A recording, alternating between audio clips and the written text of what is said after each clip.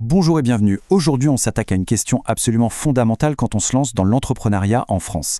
Est-ce qu'il vaut mieux choisir l'entreprise individuelle ou alors créer une société? C'est vraiment le premier grand choix stratégique.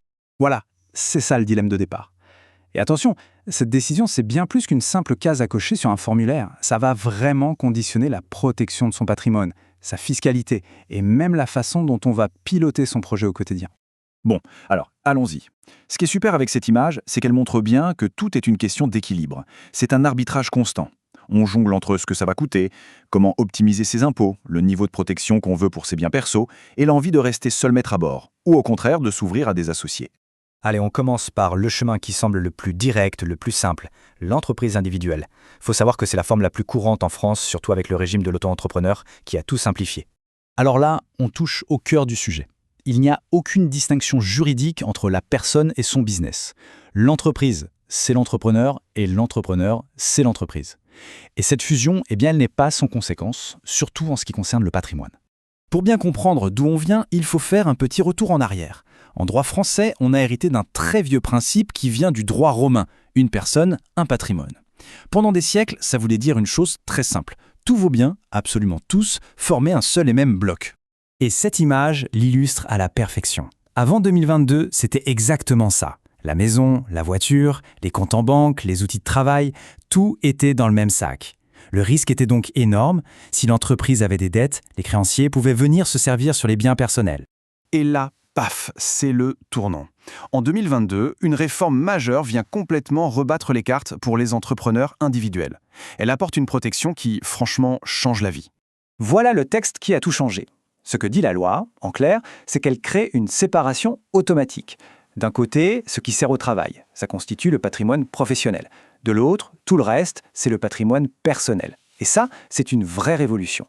Ce mécanisme a un nom un peu technique, le patrimoine d'affectation. Mais l'idée est toute simple. Il faut vraiment l'imaginer comme un mur de protection qui se construit tout seul autour de ses biens personnels dès la création de l'entreprise. Plus besoin de faire de démarches compliquées comme avant. Le bénéfice est donc direct et il est majeur. Les dettes qui sont liées à l'activité professionnelle ne peuvent être remboursées que sur le patrimoine professionnel. Les biens personnels, eux, sont maintenant à l'abri. Mais il y a un mais. Ce mur a une petite fissure et c'est une nuance qui est absolument essentielle à comprendre. La protection n'est pas totale. Et voilà la limite dont on parlait. Si le patrimoine professionnel ne suffit pas à éponger les dettes, la responsabilité de l'entrepreneur reste illimitée. Qu'est-ce que ça veut dire concrètement? Ça veut dire que les créanciers peuvent se payer sur les revenus futurs générés par l'activité. Pour le dire simplement, la maison est protégée, oui, mais le salaire ou les bénéfices que l'entreprise va générer demain, eux, ne le sont pas. Ils peuvent être saisis pour rembourser les dettes. Bon, ça c'était la première grande option. Passons maintenant à la deuxième, la création d'une société. Et là, on change complètement de logique. On ne fusionne plus, au contraire, on crée quelque chose de totalement nouveau. Le concept absolument fondamental ici, c'est celui de personnalité morale. Le droit va considérer la société comme une personne à part entière. C'est une fiction, bien sûr, mais une fiction qui a des effets très concrets. Cette nouvelle personne a son propre nom, son propre domicile et surtout son propre patrimoine. Et ce schéma, il illustre ça brillamment. D'un côté, on a le patrimoine du créateur, de l'associé. De l'autre, celui de la société. Et ce sont deux mondes complètement étanches. L'associé ne possède pas les biens de la société. Il possède des parts sociales qui lui donnent des droits sur cette société. La nuance est énorme. Pour donner naissance à cette personne, le processus est très clair. Ça commence par un contrat, qu'on appelle les statuts. Ensuite, on immatricule la société, c'est un peu son acte de naissance officiel. Et à partir de ce moment-là, la personnalité morale est née, la société existe et elle peut agir en son propre nom. Ok, maintenant qu'on a bien vu les deux options, mettons-les côte à côte. C'est en général là que les différences deviennent vraiment limpides et que le choix prend tout son sens. Alors, ce qui saute vraiment aux yeux dans ce tableau, c'est la ligne sur la responsabilité. On l'a vu, pour l'entreprise individuelle, c'est illimité sur les biens pro et les revenus futurs. Pour la société, comme une SARL par exemple, c'est en principe limité aux apports. En gros, ça veut dire que dans le pire des cas, on ne peut perdre que ce qu'on a investi au départ. C'est une sacrée différence de risque. Et puis, côté gouvernance, d'un côté, on est seul maître à bord, de l'autre, les décisions sont partagées. Ce n'est pas du tout la même philosophie. Du coup, on le voit bien, il n'y a pas de meilleure structure dans l'absolu.